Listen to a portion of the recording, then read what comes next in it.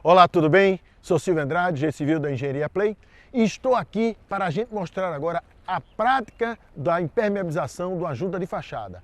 É um sistema importante para que você tenha mais uma garantia de não entrar vazamento no seu apartamento, ok? Mas antes, vamos à nossa vinheta.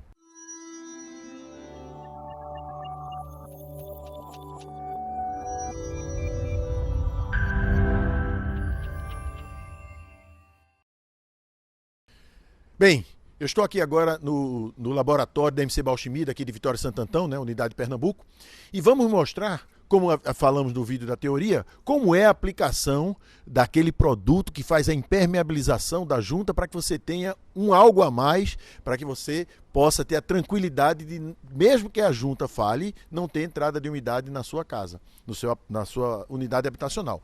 Agora, é importante dizer que o mastique é imprescindível, tá? Porque o mastique vai aguentar todo o trabalho que a fachada vai ter para que você também tenha uma longevidade na sua fachada. Então, eu estou aqui mais uma vez com o engenheiro Mazola, né, da MC Balchimida, gerente comercial Nordeste, né, técnico comercial, que vai nos mostrar como é que é a aplicação do material. Mazola, mais uma vez, como é que é a aplicação desse material na prática mesmo, para a gente saber como fazer.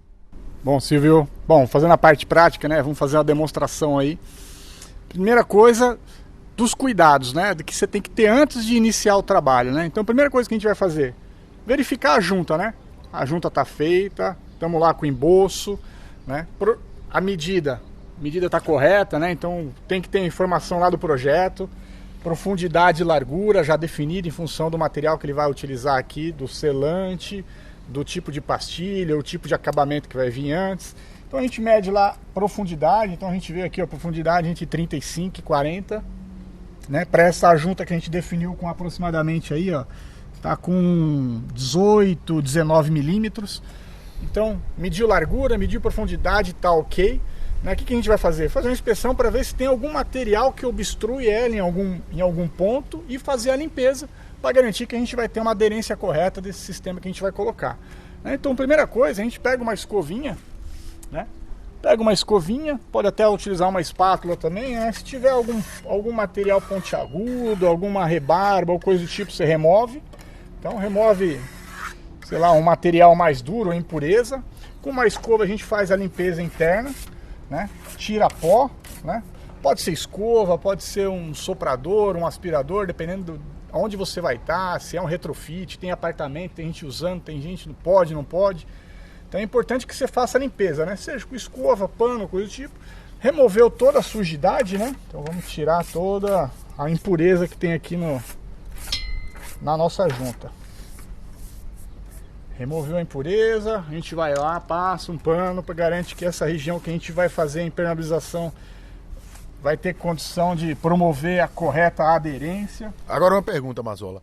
Esse pano, você vai colocar seco, você bota alguma coisa, álcool, água? E outro detalhe importante, essa abertura aqui ela tem que ser capaz de ter o espaçamento do delimitador de profundidade, né, para fazer o fator de forma. Como é que é? E também já vem no projeto, né? Isso que é importante salientar, né? O projeto vai estar indicando, mas é importante que quem faça tenha capacidade também de questionar o que está no projeto, né?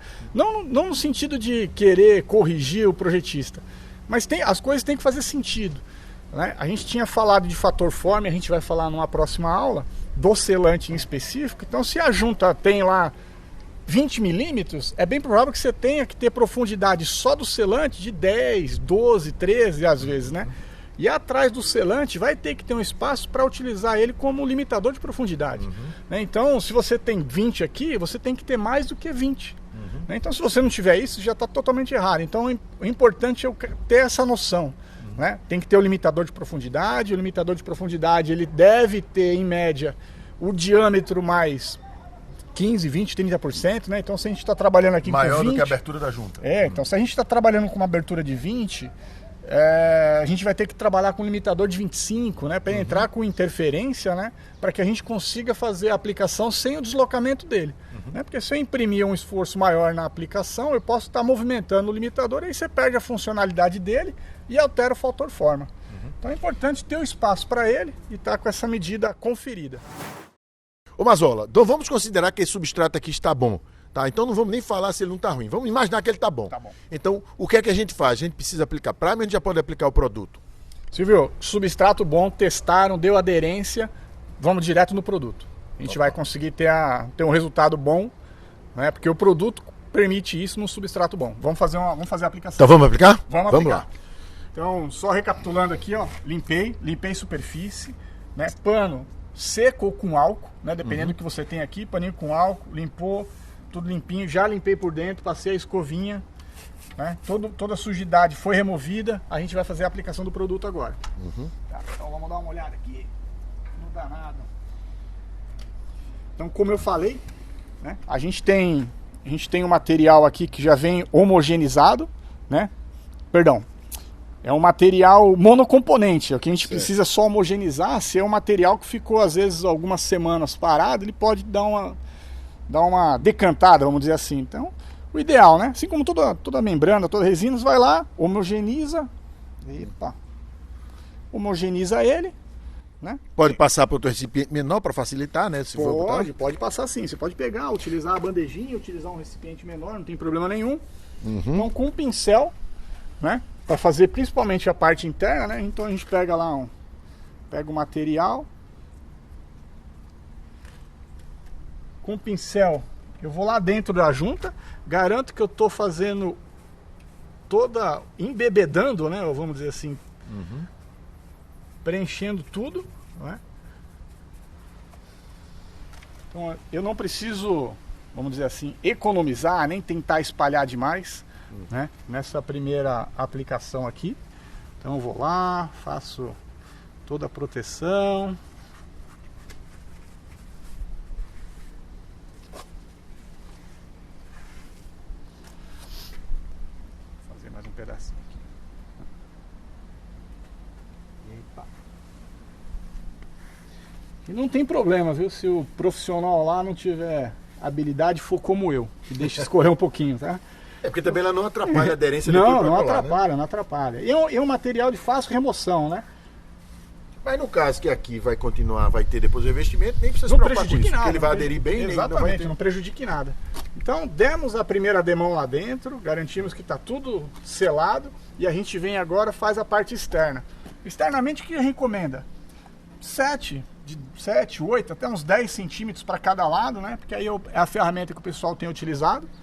Tá? Também não é necessário nesse momento fazer delimitação com fita, né? Não tem problema nenhum passar um pouquinho para um lado, passar um pouquinho para o outro. Escondido, né? Exato. Então a gente vai lá, dá uma... E me diga uma coisa, a aplicação só é com pincel ou pode ser outras possibilidades? Esse produto a gente pode aplicar com pincel ou rolo. Mas o rolo aquele pelo longo, pelo curto? Pelo curto, né? Rolinho de lã, né? Sim. Lã, pelo curto. O que for mais prático para o pessoal utilizar, tiver mais facilidade de encontrar lá na obra, né? Então a gente faz a primeira demão, né? Vamos fazer também na parte de baixo. A gente tá vendo que é bem fácil de lastrear, né? Muito fácil, né? Um material que permite trabalhar com facilidade, né? E a gente já está percebendo que ele já está começando a ser absorvido, né? Ele já está sendo... Isso, a primeira camada em específico ela acaba absorvendo um pouco mais, né? Então, tempo de cura aí a gente vai esperar, como a gente tinha falado, ficha técnica 2 horas para dar a segunda demão. A gente tem um clima aqui que favorece a redução do tempo. Então, questão de 40 minutos, 1 hora, a gente já tem condição de dar a segunda demão. Aqui eu só vou, para a gente não ter que aguardar esse tempo, né? Assim que ele mudar de coloração, isso é um indício que as coisas estão secando, né? Ele deixa de ter essa tonalidade meio azul, meio roxa e passa a ficar cinza. E aí a gente faz a segunda aplicação da demão. Certo. Tá? Tanto interno quanto externo. Tá bom? Eu tenho aqui só um corpinho de prova, né? Para mostrar como é que esse produto tem, vamos dizer assim, propriedade, né? De elasticidade, né? Então a gente consegue ver aqui, ó, o material elástico, né? Bem flexível, né? Você tem aqui, ó, um material que vai quebrar, né? Então, como a gente tinha falado, ele envolvido lá no fundo, né, da canaleta, vamos dizer assim, esse perfil, né? Ele tem total capacidade de trabalhar, né, independente do comportamento da estrutura, né? Então, esse é o objetivo, criar essa seção lá no fundo da canaleta. Aqui na frente a gente vai ter o limitador, vai ter o selante, né? E havendo falha desse sistema, né, eu continuo com isso daqui, evitando a infiltração para dentro da estrutura. E outro detalhe interessante é que não se pode apenas se preocupar com essa elasticidade, né? Ele tem que ter essa elasticidade e promover aderência, porque tem produtos que podem dizer que tem essa elasticidade, mas na realidade não tem aderência depois para a argamassa e nem o mastique. Exatamente, assim. Talvez é que não teria uma ordem, vamos dizer, do que é mais importante, né? É importante que você cumpra com todos aqueles requisitos.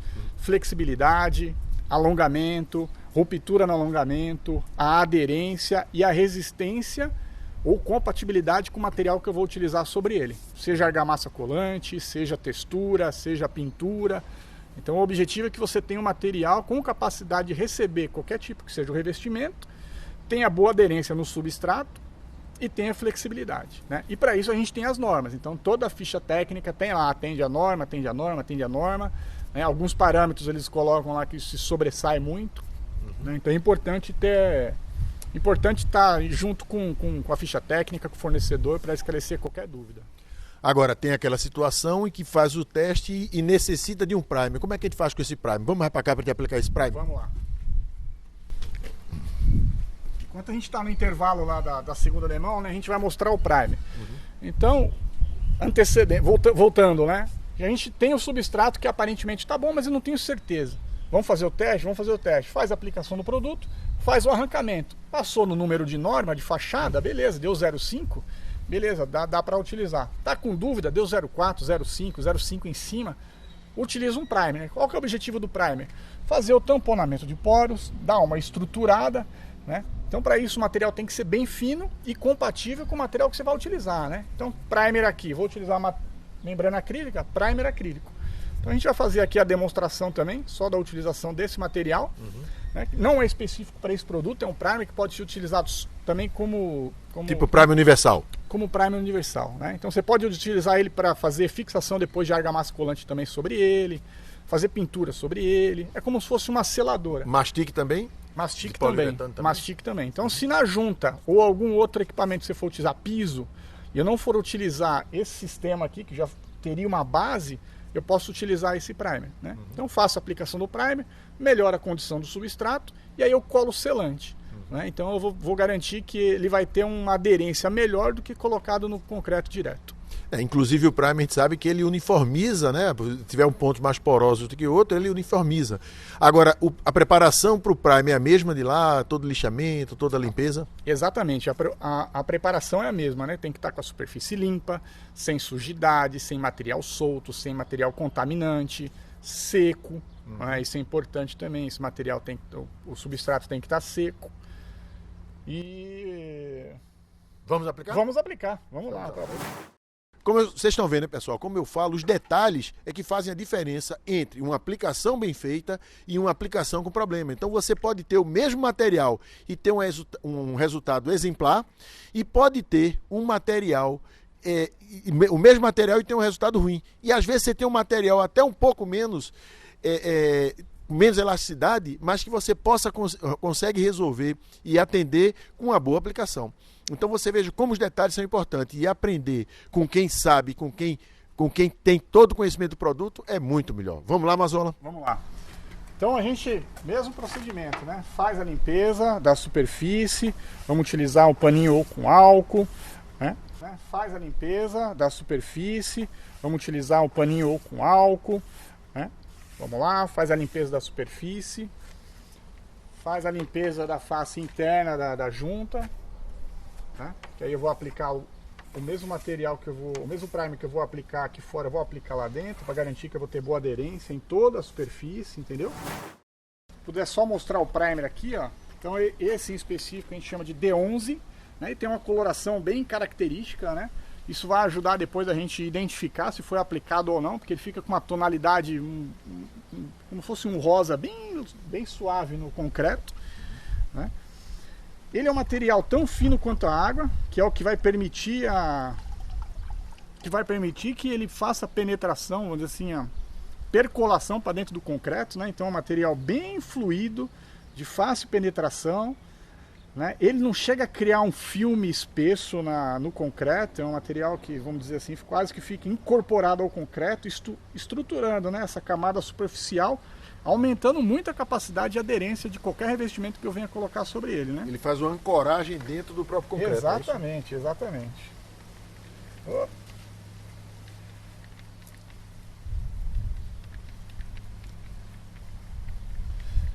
Então o consumo desse material aqui é, sei lá, 200, 300 gramas, né? Dependendo do material, se for uma região muito porosa, chega a 400 gramas por metro quadrado. Né?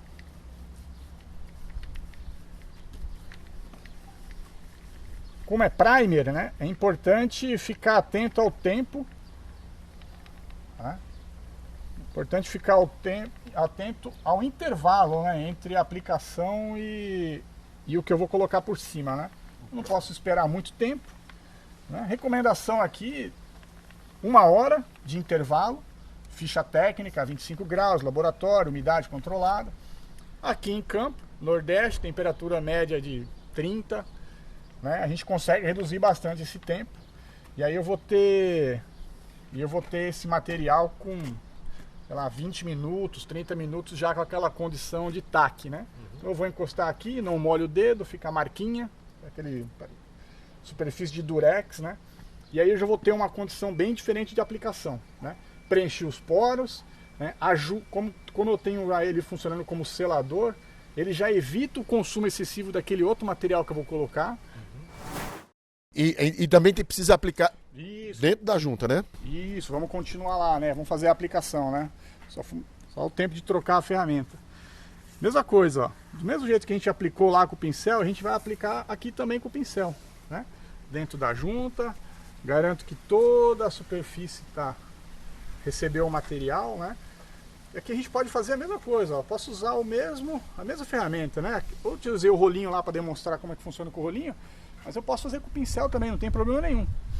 No caso do primer, se for uma área maior, eu posso fazer a aplicação desse daqui até com bombinha costal, até com pulverizador. Que legal. Né? Então, se for uma área pequena assim, é mais prático fazer com rolinho ou pincel, né? Mas se for uma área maior, se for uma parede inteira que tiver que receber o primer por conta de má aderência, né? Eu posso fazer. Próximo.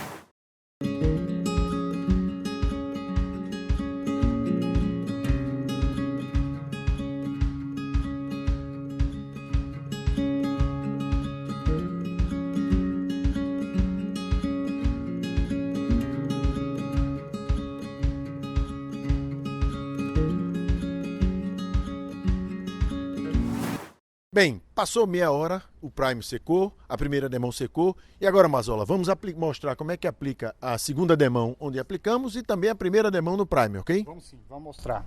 Então, o pessoal pode ver, né? Superfície ficou com aquela tonalidade rosada, tá beleza. E aqui, a primeira demão, você pode ver que ela puxou um pouco mais, tem umas regiões que ficou um pouco mais, vamos dizer assim, de baixa espessura, mas tranquilo, esse é o normal, né? E a tonalidade dele bem cinza significa que ele secou. Então vamos dar a segunda demão. A gente já fez a homogeneização com misturador, né? Que eu só vou usar a espátula para demonstrar, né, a consistência do material. Vamos dar uma olhadinha lá, tá tudo beleza, funcionando. Vantagem do produto, né? Terminou de usar, tampa, não tem desperdício, né? Acabou, né? Não é um bicomponente que dá trabalho, mistura, eu perco se eu não utilizar. Então vamos lá, vamos fazer a segunda demão, né? A gente já percebe que ele agora fica mais com a cor mais uniforme, né? Exatamente, exatamente. Essa segunda demão, essa vai dar uma cobertura maior, né? Então a primeira demão, o consumo geralmente costuma ser mais ou menos o mesmo entre as duas demãos, né? 500 gramas por demão. O objetivo é que você gaste 1 quilo, né? Gaste 1 quilo por metro quadrado. 1 quilo por metro quadrado. Então se você tiver uma faixinha aqui de 15, a gente está falando em 60, 80 gramas, vamos dizer assim, por metro de junta, né? Por metro linear. Não chega a 100, não. Faço o mesmo trabalho lá dentro, garanto que eu estou incorporando e protegendo toda a estrutura. E promovendo aquela elasticidade que o produto precisa, exatamente, né? O consumo, né, na verdade, é para que a gente tenha um filme numa espessura, né, que permita essa movimentação, né? Isso é o que determina o consumo. Tem que ter muito cuidado com a continuidade, né? Por isso que tem que analisar a junta na parte de baixo, na parte de cima, no fundo. Exatamente. Né? Não é um trabalho que o profissional tem que se preocupar só com produção, né? Então tem que ter um cuidado, tem que olhar, né? Faça uma análise criteriosa se está tudo preenchido mesmo, né? Porque a fachada, né? O retorno para fazer um retrabalho é muito oneroso, né? Então ter que montar a balancinha, a estrutura, descer, remove o selante, trata de novo, põe o selante por conta de um vazamento que poderia ter sido evitado, isso não tem preço, né? Com certeza. Pessoal, a gente vê muito isso às vezes, principalmente em indústria, né? Quando a gente faz uma proposição de um revestimento, de um piso, coisa do tipo, né? A primeira coisa que o pessoal fala é que ele não tem tempo para parar e cumprir, né? Com as recomendações dos fabricantes, seja de preparo, seja de tempo de cura, coisa do tipo. Ele nunca tem tempo para fazer isso. Só que se fizer errado, ele vai ter que achar o tempo para refazer e costuma demorar mais, né? Então é importante, vai fazer, faça certo, uma vez só, né? Tem um ditado, né? Quem faz errado faz duas vezes, né? A gente percebe que na aplicação você já tem uma condição diferente, né? Até a coloração fica mais uniforme, né? Exato. Você tem um material, você já não tem mais aquela absorção, né? Porque você teve vamos dizer assim, o substrato selado, né? Então é mais fácil de aplicar, né? O pincel, a trincha, o rolo aí com certeza vai correr mais fácil. Mas mesmo assim o importante é não ter aquela preocupação de deixar tudo uniforme, né? A gente sabe que é só a primeira demão. A segunda dá o fechamento, né? Exatamente, né? Porque tem gente que às vezes quer economizar, quer dar de uma demão só, e isso tira toda a propriedade do material, porque ele vai ficar muito espesso e esse material pode não ter a desenvoltura, a performance com as duas demãos, não é isso? Exatamente, né? Às vezes, se você tentar em uma demão, você vai ter alguns problemas, né? O primeiro, você não consegue dar em uma demão só, porque o material pode começar a escorrer, né? Então você já vai consumir menos material, que é inadequado. A segunda coisa, né? Esses materiais, principalmente o monocomponente, ele depende do ar, né? Depende do contato com o ar para que ele seque.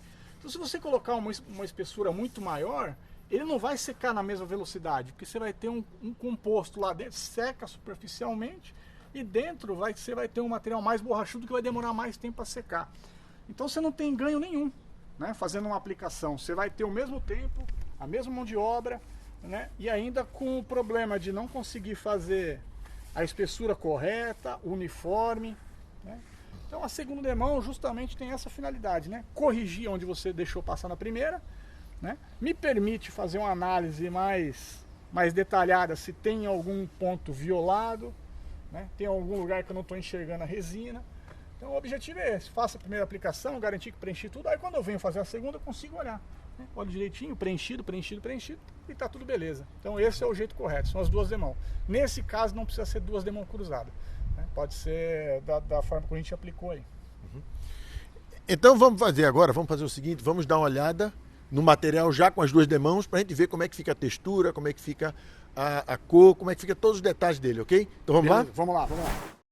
Então veja, aqui já está o material com as duas demãos. Então você percebe, né, Mazola, aqui você tem uma total uniformidade, tá, nesse material, e você tem exatamente a sua junta impermeabilizada para colocar o mastique, não é isso? Exatamente, né? Então a gente percebe que tem um filme que começa aí aproximadamente 10 centímetros antes, 10 centímetros depois da junta. Então se tiver água escorrendo por aqui, essa água vai passar, vai entrar, vai contornar a junta e vai descer. Então não há possível violação do selante que a gente vai colocar aqui, tá? Deixar bem claro, você já disse, mas vou deixar bem claro, isso daqui não substitui o selante, né? Isso daqui é um complemento, é uma salvaguarda para a junta de fachada. Então, se a água, porventura, passar pelo selante, passar por algum rejunte, coisa do tipo, ela não infiltra na fissura que a gente tem aqui dentro, que é a fissura promovida pela deformação, né, e trabalho da estrutura. Bem, você agora aprendeu como proceder para fazer uma impermeabilização dessa junta, para você ter um algo a mais e não ter problema caso o mastique falhe. Agora, este material aqui, da MC Bauchimie, leva o selo de qualidade Engenharia Play. Então você encontra na nossa comunidade todos os certificados de garantia dele, todos os certificados de características dele que atende à norma, ok? Então agora nós vamos fazer o quê? Vamos ver como é que se aplica o mastique na fachada, tá bom? Vamos lá.